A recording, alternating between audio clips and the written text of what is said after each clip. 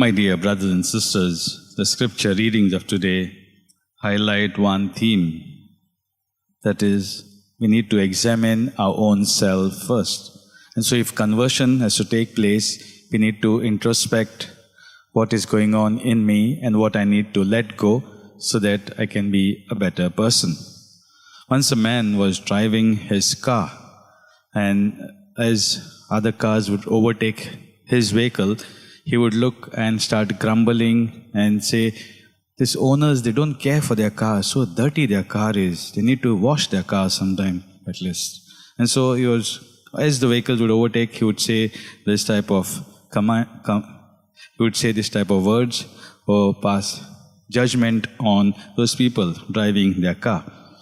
Then as he went further down, he decided to pull over into a gas station to refuel.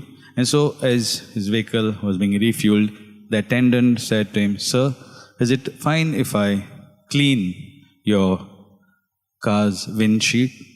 "Oh yeah, sure, you can do it." And so he washed the windshield. And then after that, when this owner of the car sat in, he was able to see everything clear.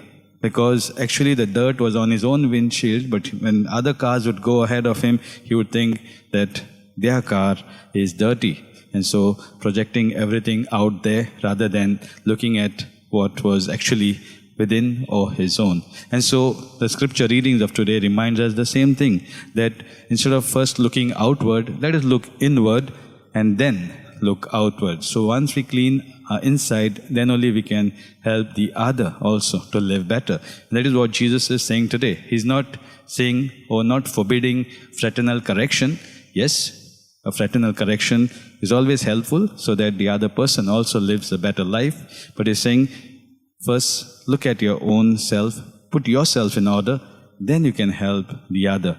Because in the first reading, we have the Israelites who forgot all the good things that the Lord had done for them, and they got trapped into the ways of the neighboring countries or nations, and they picked up those customs and they forgot to listen to God's voice. And so they were not only politically shattered or destroyed because no longer they were under their own king.